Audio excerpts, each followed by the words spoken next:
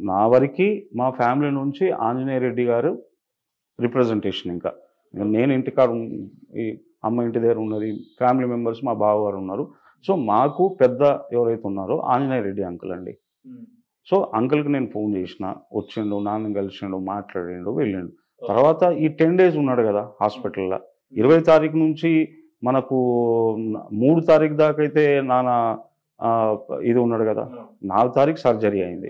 ఈ 10 రోజులలో చాలామంది వచ్చి కలిసిపోయి ఉంటారు. కానీ ప్రభుత్వానికి సంబంధించి వచ్చినట్టు గానీ, లేకపోతే ఇప్పుడు వాళ్ళొచ్చి మాట్లాడుతుండే కదా, నాన్న చెప్పేది కదా నాకు.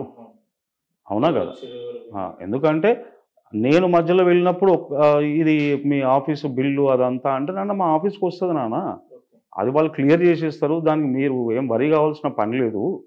బిల్ వస్తది. బిల్ వచ్చినప్పుడు దాన్ని ఎంత ఖర్చు అయింది, నా ఎలిజిబిలిటీ ఎంత ఉంటది, దాని ప్రకారం ఇచ్చేస్తారని చెప్పిన నేను.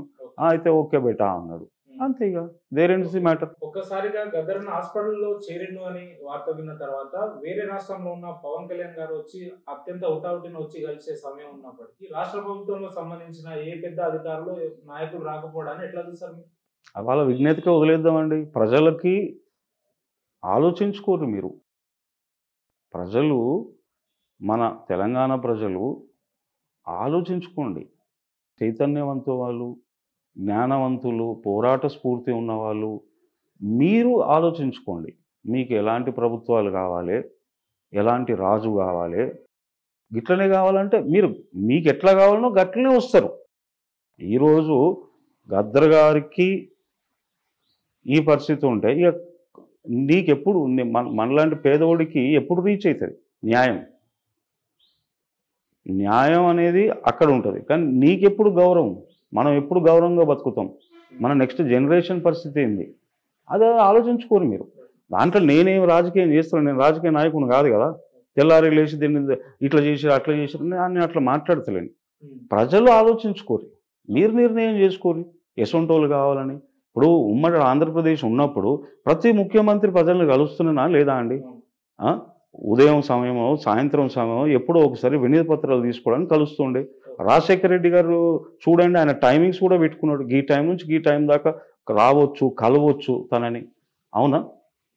ఆఖరికి మన కిరణ్ కుమార్ రెడ్డి గారు, ఉమ్మడి ముఖ్యమంత్రి ఉన్న కిరణ్ కుమార్ రెడ్డి గారు పార్లమెంట్లో బిల్లు పెట్టినప్పుడు, పార్లమెంట్లో బిల్లు పెట్టిన సమయానికి ఆ 2 రోజుల ముందు ఎప్పుడో నాన్న వెళ్ళి కలిశారు. కలిస్తే అన్న కంగ్రాచులేషన్స్ అన్న, సాధించుకురు కదా, సాధించినావు కదా నువ్వు తెలంగాణనే అన్నారు.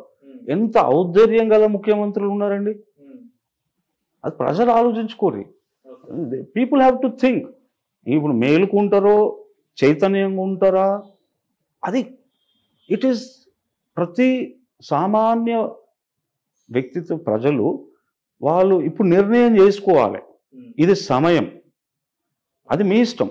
గద్దరన్న బతుకున్న రోజులు అంతా కూడా ప్రభుత్వానికి వ్యతిరేకంగానే పోరాడినటువంటి, నిరంతరం ప్రజల కోసం నిలబడ్డటువంటి వ్యక్తి.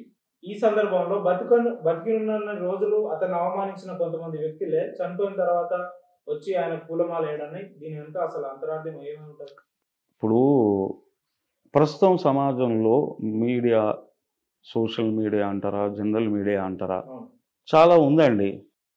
ఇప్పుడు తనని ఎవరైతే అత్యంతంగా వెన్నుపోటు పొడిచిన వాళ్ళే బండెక్కిరు,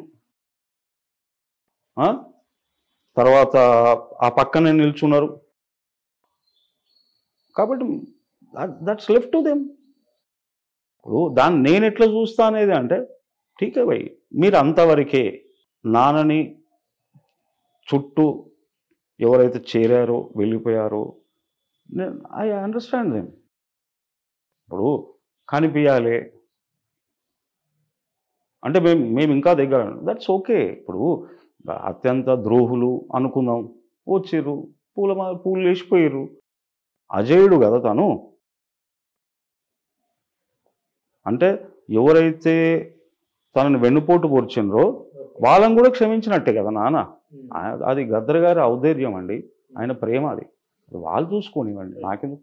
గద్దరన్న మరణం తర్వాత మీకు అత్యంతగా బాధ కలిగించిన అంశం ఏది అని అంటే ఏం చెప్తారు? ఎప్పుడైతే నేను సాక్షి పేపర్లో నెక్స్ట్ డే చూపించారు, అది నాకు సాక్షి పేపర్లో మన మురళి సార్ ఐఏఎస్ ఆఫీసర్ గారు, ఎక్స్ ఐఏఎస్ ఆఫీసర్ గారు ఆకునూరు మురళి గారు రాసినరు. అప్పుడు రియల్గా బాధపడ్డా అండి, డబల్గా బాధపడ్డా. అంటే ఆ దుఃఖం అంతా ఇంత లేదండి. అరే ఇంత అన్యాయమా, ఇంత అన్యాయమా, అరే ఈజ్ ఇస్ ద వే. అంటే మనసు లేదా అంటే ఇప్పుడు తను కూర్చున్నారు అక్కడ, పోలీస్ వాళ్ళే సమాధానం చెప్పి పంపించారట, కానీ లోపల చెప్పరా అండి? లోపలికి ఇన్ఫర్మేషన్ చెప్తారు కదా, చెప్పకుండా అయితే ఉండరు కదా. ఒక సామాన్యులకు కూర్చొని 2 పత్రాలు ఇస్తానయా ఆ ఎండల అంతసేపు కూర్చుంటే ఒక్కసారి లోపల చెప్పరా? చెప్తారు కదా, అవునా? చేస్తారు కదా. అంటే ఇంత ఇన్హ్యూమనా మీరు? ఇంత మనసు లేదా? అరే అర్థం చేసుకోండి ప్రజలారా. మీరు గిట్లనే ఉంటుంది, ఇక మళ్ళా గిట్లనే ఉంటుంది. మీరు ఆలోచించుకోవాలి.